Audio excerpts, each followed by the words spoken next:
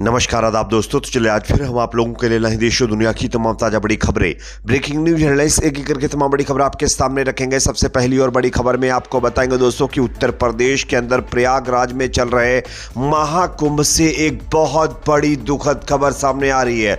जानकारी मिल रही है कि महाकुंभ के अंदर भगदड़ मचने की वजह से 17 से ज्यादा जो श्रद्धालु हैं वो खत्म हो चुके हैं। साथ ही साथ कई और दर्जनों लोग इसमें घायल होने की भी खबर सामने आ रही है, जिसकी जानकारी आगे मैं आपको दूंगा। साथ ही साथ ये घटना कैसे हुई और भगदड़ क्यों मची इसके बारे में भी जानकारी मैं आपको दूंगा। साथ ही साथ अगली बड़ी खबर में आपको बताएंगे दोस्तों कि बिहार और दिल्ली के अंदर कांग्रेस पार्टी से अच्छी खबर सामने आ रही है। खबर यह है कि बिहार के अंदर एनडीए के कई नेता और दिल्ली के अंदर बीजेपी के कई नेता कांग्रेस पार्टी का दामन थाम चुके हैं, जो कि अपने आप में बीजेपी एनडीए के लिए बहुत बड़ा झटका है। कौन कौन से ये नेता, इसकी भी जानकारी आपको देंगे। साथ ही साथ अगली बड़ी खबर में आपको बताएंगे दोस्तों कि मोदी जी को अब अमेरिका के नए राष्ट्रपति डोनाल्ड ट्रंप देने वाले हैं एक बहुत बड़ा झटका। ट्रंप 4 देशों पर एक बड़ा एक्शन लेने वाले हैं, जिसमें भारत का भी नाम शामिल है दोस्तों। इसके बारे में भी आपको जानकारी देंगे। साथ ही साथ अगली बड़ी खबर में आपको बताएंगे दोस्तों यूनिफॉर्म सिविल कोड कानून के खिलाफ अब all India Muslim personal law board जो है आर पार की लड़ाई के मूड में आ चुका है। All India Muslim personal law board ने यूनिफॉर्म सिविल कोड कानून को रिजेक्ट करते हुए एक बड़ा ऐलान किया है। क्या है इसकी भी जानकारी आपको देंगे। साथ ही साथ अगली बड़ी खबर में आपको बताएंगे दोस्तों दिल्ली विधानसभा चुनाव के मद्देनजर दिल्ली के अंदर फसाद के आरोपी ताहिर हुसैन को सुप्रीम कोर्ट से बड़ी राहत मिल गई है। किस तरीके से आगे इसकी भी जानकारी देंगे। साथ ही साथ खबर दोस्तों आ रही है महाराष्ट्र के अंदर, जहां पर बताया जा रहा है कि डोंबिवली में मराठी और गैर मराठियों के बीच बवाल हो गया है, जिसके चलते यहां पर जबरदस्त तरीके से पूजा को लेकर के विरोध हुआ है और हंगामा हुआ है। आगे इसकी भी तस्वीर आपको दिखाएंगे। साथ ही साथ दोस्तों खबर आ रही है इजराइल ने यूनाइटेड नेशन के एक संगठन के ऊपर बहुत गंभीर आरोप लगा दिए हैं, जिससे अब यूनाइटेड नेशन और जो इजराइल है उन दोनों के बीच में तनातनी बढ़ गई है। किस संगठन को लेकर के इजराइल ने आरोप लगाया, इसकी भी जानकारी आपको देंगे। उससे पहले छोटी सी रिक्वेस्ट करेंगे अगर वीडियो पसंद आए तो इसको लाइक जरूर करिए। चैनल पर नए तो सब्सक्राइब करने के बाद बेल आइकन को प्रेस करना ना भूले। बात करेंगे पहली और बड़ी खबर की। जैसा कि आप जानते हैं दोस्तों कि उत्तर प्रदेश के प्रयागराज में महाकुंभ चल रहा है और इस महाकुंभ के अंदर दोस्तों एक बहुत बड़ा हादसा देखने को मिला है। खबर सामने आ रही है कि संगम नगरी मंगलवार की रात अमंगल हो गई है।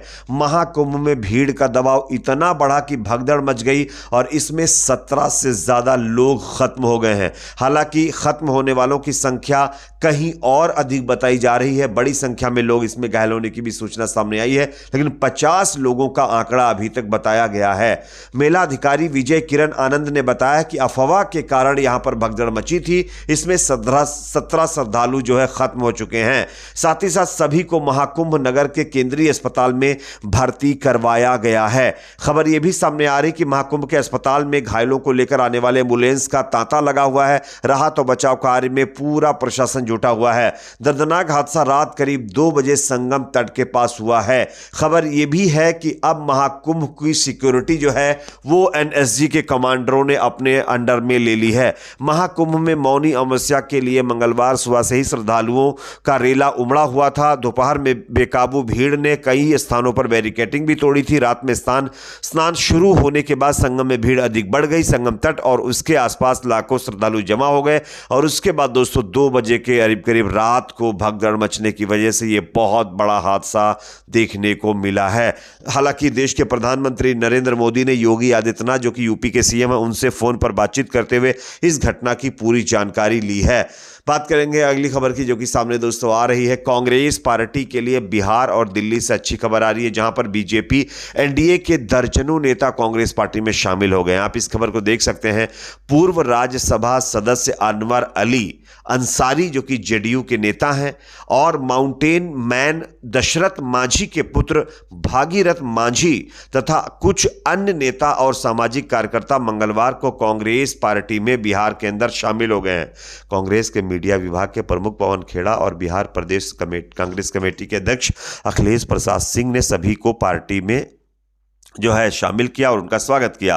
अंसारी जनता दल यूनाइटेड के वरिष्ठ नेता रह चुके हैं और वह अप्रैल 2006 से दिसंबर 2017 तक उच्च सदन के सदस्य भी रहे हैं। उन्होंने कहा कि वह राहुल गांधी के विचारों से प्रभावित होकर कांग्रेस पार्टी में शामिल हुए हैं। साथ ही साथ दोस्तों, इस जो है उथल पुथल के बीच जेडीयू बीजेपी के अंदर हड़कंप मच गया है। दोनों पार्टियों के अंदर अब सन्नाटा पसरा हुआ है। बात करेंगे एक और अपडेट की, जो कि इसी से जुड़ी हुई दिल्ली से सामने आ रही है, जहां पर भाजपा की प्रवक्ता निगाहत अब्बास जो है वो भाजपा छोड़कर कांग्रेस में शामिल हो गई है। उन्होंने आरोप लगाया कि यहां जो है मुझसे मुसलमानों के खिलाफ बोलने को जो है नहीं कहा जाएगा, और साथ ही साथ उन्होंने ये भी कहा कि बीजेपी के अंदर रह करके उनको मुसलमानों के खिलाफ अलूल जलूल बोलने का दबाव बनाया जाता था। टीवी चैनलों पर बिठा करके उनसे मुसलमानों के खिलाफ बोलने के लिए प्रेशराइज किया जाता था, और इन तमाम चीज़ों से तंग आकर के निगाहत अब्बास ने कांग्रेस पार्टी में जो है वो शामिल हो गए। उन्होंने कहा कि कांग्रेस पार्टी में अब ये तो नहीं होगा कि मुसलमानों के खिलाफ हमें बोलने के लिए दबाव बनाया जाएगा, ऐसा कांग्रेस में नहीं होगा, इसलिए उन्होंने कांग्रेस पार्टी ज्वाइन की है। बात करेंगे अगली खबर की, जो कि सामने दोस्तों यहां पर आ रही है। ट्रंप अब जो है 4 देशों के ऊपर बड़ी कार्रवाई करने जा रहे हैं, जिसमें भारत का नाम भी शामिल है। मोदी जी और हमारे देश के कुछ लोग ट्रंप के लिए क्या कुछ नहीं किया। आप सब जानते होंगे, हवन पूजा न जाने और क्या क्या चीज़ें की गई, लेकिन अब जब ट्रंप राष्ट्रपति बन गए हैं तो भारत के ऊपर कार्रवाई करने के ऊपर इरादा है। दोस्तों आप इस खबर को देखिए। अमेरिका के पूर्व राष्ट्रपति डोनाल्ड ट्रंप ने भारत, चीन और ब्राजील को बड़े टैरिफ मेकर करार देते हुए उन पर गंभीर आरोप लगाए। ट्रंप ने इन चारों देशों को टैरिफ लगाने वाले बड़े खिलाड़ी बताया और आरोप लगाया कि ये देश अमेरिका को आर्थिक नुकसान पहुंचा रहे हैं। उन्होंने कहा कि हम अब और नुकसान नहीं सहेंगे और अमेरिका को सबसे पहले रखेंगे। ट्रंप ने स्पष्ट कर दिया कि उनका प्रशासन इन देशों पर उच्च शुल्क लगाएगा, यानी भारत के ऊपर भी भारी भरकम टैरिफ डोनाल्ड ट्रंप की सरकार लगाने जा रही है, अब जो कि अपने आप में मोदी जी की विदेश नीति को एक बहुत बड़ा झटका कहा जा सकता है। अगला अपडेट जो कि सामने दोस्तों आ रहा है, यूनिफॉर्म सिविल कोड के खिलाफ all India Muslim personal law board अब आर पार के मोड में आ चुका है। All India Muslim personal law board ने उत्तराखंड में समान नागरिक संहिता लागू किए जाने और संयुक्त संसदीय समिति द्वारा स्वीकृत वक्फ संशोधन विधेयक के विरुद्ध आर पार की लड़ाई की चेतावनी दे दी है। राष्ट्रव्यापी आंदोलन की घोषणा करते हुए कहा गया है कि अगर जरूरत पड़ी तो हम इस मुद्दे पर सड़कों पर उतरेंगे और जेल भरेंगे। साथ ही उत्तराखंड के मुसलमानों से अपने धार्मिक कानूनों से समझौता नहीं करने का आह्वान भी किया गया है। यानी यूनिफॉर्म सिविल कोड कानून के खिलाफ जबरदस्त तरीके से विरोध देखने को मिल रहा है और all India Muslim personal law board ने अब इसके खिलाफ आर पार की लड़ाई का ऐलान कर दिया है। एक और अपडेट दोस्तों सामने आ रही है, ताहिर हुसैन को सुप्रीम कोर्ट से बड़ी राहत मिल गई है।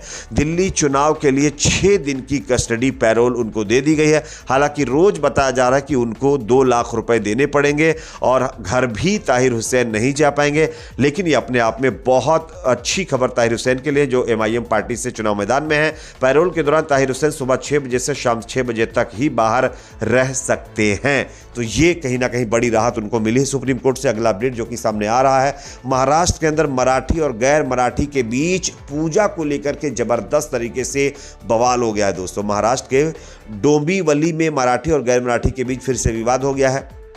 डोंबिवली नंदीवली की एक सोसाइटी में गैर मराठी परिवार द्वारा सत्यानारायण पूजा और हल्दी कुंकू समारोह का विरोध किया गया, जिसके बाद यहां पर एक ही समुदाय के 2 लोग आमने सामने आ गए। उसके बाद यहां पर जमकर बवाल हुआ है।